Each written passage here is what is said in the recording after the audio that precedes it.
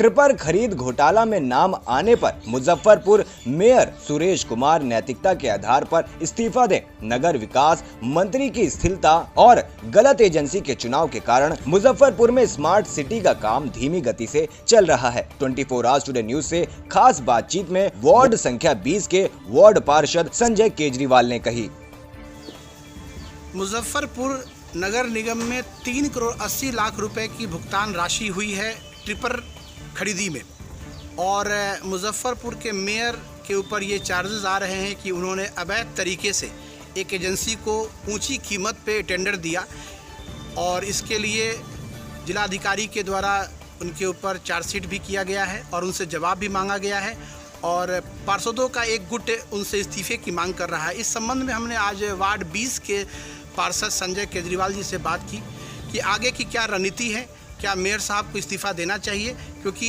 कहीं ना कहीं मुजफ्फरपुर नगर निगम की जो छवि है वो बहुत ख़राब हुई है। नमस्कार सर। नमस्कार। सबसे पहले तो न्यूज़ 24 अमित जी, आपको पूरी टीम को मैं बहुत बहुत धन्यवाद देता हूं। टीपर घोटाले के संदर्भ में अमित जी मैं आपको बताऊं कि टीपर घोटाला 2018 में, जैसे कि टीपर घोटाले की खरीद के लिए नगर विकास मंत्रालय के आदेश के अनुसार स्थायी समिति से पास हुआ कि 50 टीपर खरीदना है, क्योंकि वार्डों में टीपर की कमी है आज भी। उसमें 24 टीपर एक बार और फिर 26 टीपर एक बार, 2 बार कंपनी ने, पटना की जो कंपनी थी, उन्होंने टीपर की सप्लाई की। ये बात अलग है और जग जाहिर है कि जो भी एजेंसियां बीड में शामिल हुई उसमें जिनकी राशि कम थी और मार्का अच्छा था उसको टेंडर न दे वैसी एजेंसी को टेंडर दिया गया जिसकी रेट हाई थी, जिस पर कि एक एजेंसी के मालिक के द्वारा निगरानी में केस दायर किया गया। 2018 में ही जब यह केस दायर हुआ निगरानी, तो केस नंबर 5618 निगरानी का केस नंबर, ठीक है। उसके बाद जांच दर जांच पता निगरानी विभाग के द्वारा किया गया। उस जांच में यह आया कि टीपर में जो भी तत्कालीन नगर आयोग, भुगतान वाले नगर आयोग सहित जो क्रय समिति होती है, इन सभी पदाधिकारियों के सहित महापौर को भी उसमें शामिल एफआईआर में किया गया। मैं आपको परत दर परत सारी बात बता रहा हूँ। उसके बाद जब इस बात की तहकीकात पूरी होती गई, तो चूँकि सभी कर्मचारी जो होते हैं, जैसे नगर आयुक्त कार्मिक विभाग से आते हैं, इंजीनियर जो है वो जैसे कि इंजीनियरिंग विभाग से, जल संसाधन हो, एग्रीकल्चर हो, एग्रीगेशन हो, हर विभाग से आते हैं। उसी तरीके से महापौर एक संवैधानिक पद है, तो सारी प्रक्रिया मतलब कंप्लीट है निगरानी की। निगरानी ने सभी को दोषी पाया। अब उस दोषी पाने के दरमियान एक टेक्निकल फॉल्ट क्या होती है कि विभाग से अनुमति लेना होता है। तो नगर विकास मंत्रालय में भी निगरानी विभाग ने चिट्ठी लिखा और सभी विभागों में चिट्ठी लिखा, जो विभाग के कर्मचारी थे। लेकिन महापौर और 2 कनीय अभियंता जो नगर विकास मंत्रालय से जुड़े थे, जैसे महापौर सुरेश कुमार जी हुए, प्रमोद कुमार जी कनीय अभियंता हुए और एक कनीय अभियंता हुए भरत चौधरी, जिसके लिए नगर विकास मंत्रालय के प्रधान सचिव के द्वारा माननीय मंत्री के आदेशानुसार 12 फरवरी को पत्र निर्गत कर दिया गया कि आपके ऊपर चार्जशीट सबमिट, आरोप पत्र दाखिल किया जा सकता है। जी सर। उसी आरोप पत्र की कॉपी जिलाधिकारी महोदय को भी आई, लेकिन वो लॉकडाउन के कारण फंसी हुई थी, जो आज से 1 जून को जो माननीय जिलाधिकारी ने भी उसकी प्रति कि भाई आगे की प्रक्रिया के लिए नगर आयुक्त को दिया। ये सारी प्रक्रिया मैंने आपको बताई। अब आगे की रणनीति क्या होगी सर? आगे की रणनीति यही है कि यह धरती, हम लोग हमेशा अमित जी जिस धरती पे रहते हैं उस धरती की मिट्टी की खुशबू और उसके संस्कार का पालन करते हैं। मेरा हमेशा से यही कहना रहा है, हिंदुस्तान की आप बात अगर कीजिएगा तो लाल बहादुर शास्त्री जी आदरणीय आज नहीं है इस दुनिया में, रेल मंत्री थे। एक दुर्घटना हुई, उन्होंने उसका अपने ऊपर ठिकरा लेते हुए पद से इस्तीफा दिया।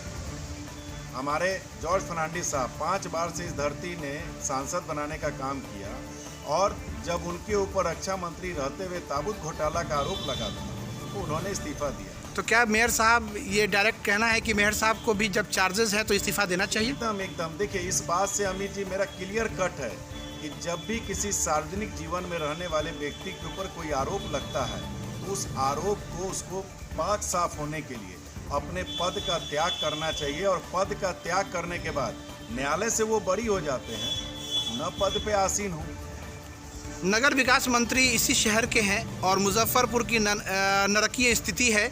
अभी 2 दिन पहले बारिश हुई और मुजफ्फरपुर के प्रमुख बाजार मोती झील, सरैयागंज, टावर जो एरिया है, आपका जवाहरलाल रोड भी एरिया है, इसमें घुटने तक पानी आ गया और लगातार ये कहा जा रहा है कि नगर विकास मंत्री जी काम नहीं कर रहे हैं। स्मार्ट सिटी भी है मुजफ्फरपुर, तो आखिर वजह क्या है, क्या कारण है कि मुजफ्फरपुर हर बारिश में डूब जाता है? देखिए अमित जी, इस वक्त आज मैं राजद का एक सिपाही हूँ, लेकिन पार्टी कार्यकर्ता से अलग हट के मैं एक बात कहूँगा कि नगर विकास मंत्री जी ने जो भी कार्य करने का प्रयास किया, लेकिन कार्य संपन्न तब होता है जब एक टीम इच्छा शक्ति के साथ काम करती है। महापौर का हमेशा काम में अरंगा डालना, जिस कारण की काम आज तक स्मार्ट सिटी सफल नहीं हो पाया। इस जवाहरलाल रोड में जिसमें आप अभी चल के आए होंगे, ये पिछले 3 साल से टेंडर दर प्रक्रिया में चल रही है।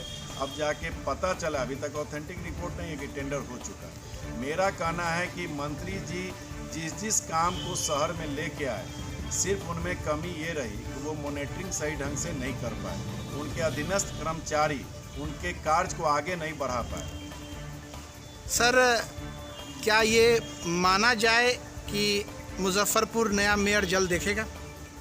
मेरी अपनी इच्छा तो ये है कि मुजफ्फरपुर नया मेयर देखे, और नया मेयर के साथ साथ इच्छा शक्ति वाला मेयर देखे, जो कि मुजफ्फरपुर को नारकीय स्थिति से उबार के और धन बल से ऊपर उठ के मुजफ्फरपुर की शहर की जनता का मेयर बने, जो जनता के हित की बात करे, शहर के विकास की बात करे, ताकि बिहार के 12 नगर निगम के मापदंड में मुजफ्फरपुर, मैं आपको एक बात इस पर जोड़ना चाहता हूँ कि हम लोग बहुत खुशनसीब हैं और हुए थे जब 27 जुलाई 2017 को नगर विधायक हमारे आदरणीय सुरेश शर्मा जी को जब मंत्री पद का गरिमा पद प्राप्त हुआ आदरणीय मुख्यमंत्री जी के द्वारा, और उसके बाद जब वो नगर विकास मंत्रालय का पदभार मिला तो हम लोगों ने सोचा कि अब तो मुजफ्फरपुर का बेड़ा पार होना निश्चित है। लेकिन 3 साल करीब पूरने को है, लेकिन हम लोग वहीं के वहीं हैं जहां से चले थे। मेरा इतना ही कहना है कि एक टीम वर्क होनी चाहिए, तभी काम आगे। सर, स्मार्ट सिटी का अभी तक डीपीआर क्लियर नहीं हो पा रहा है। सर, स्मार्ट सिटी के डीपीआर में जितने भी डीपीआर बने उसमें कुछ टेक्निकल प्रॉब्लम ये थी कि शुरुआत में एजेंसियां बार बार बदली गई। पिछले 1.5 साल से जो श्रेया एजेंसी अब काम कर रही है उसके भी सही ढंग से काम करने के क्रियाकलाप नहीं है। सर, तो एजेंसी का चुनाव तो नगर निगम और मंत्री के द्वारा हुआ है, फिर ऐसी क्या गलती हुई?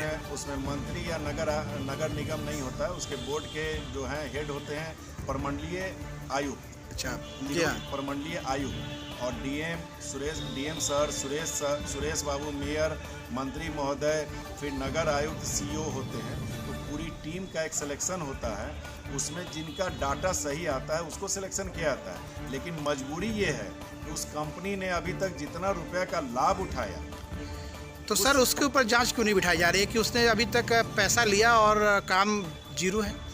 अब ये काम तो जैसे बड़े स्तर का अमित जी, इसमें तो हम लोग कुछ नहीं कर सकते हैं। लेकिन हम इतना ही कहना चाहते हैं कि अभी परसों 4 तारीख को जो मंत्री महोदय ने जो समीक्षा की, उस समीक्षा के दरमियान प्रिंट मीडिया के माध्यम से जो पता चला कि कई योजनाएं धरातल पे उतरने वाली, जिसको कि हम लोग 3 साल से। चलिए सर, अभी तक तो स्मार्ट सिटी का जो मामला है वो एक चुनावी जुमला ही साबित हो रहा है। उम्मीद करेंगे कि मुजफ्फरपुर को स्मार्ट सिटी के रूप में एक कुछ नई पहचान मिले, नया काम चालू हो। आप क्या संदेश देना चाहते हैं? कोरोना महामारी है तो अपने वार्ड के तमाम जनता को कुछ संदेश। कोरोना महामारी के विषय में मैं एक ही संदेश मुजफ्फरपुर में अपने वार्ड 20 के तमाम सम्मानित जनता सहित मुजफ्फरपुर शहर की तमाम जनता को एक संदेश यह देना चाहता हूँ कि इस कोरोना वैश्विक महामारी में जिस तरीके से अनलॉकडाउन 1 शुरू हो गया, लेकिन फिर भी मैं वही विनती करना चाहूँगा, कल जैसे मुजफ्फरपुर में 32 कोरोना पॉजिटिव पेशेंट मिले, आप घर से बाहर तब निकलिए जब ज़रूरी काम हो और घर के अंदर रहिए। जब बाहर से लौटिए तो हाथ को 20 सेकंड तक साबुन से धोइए।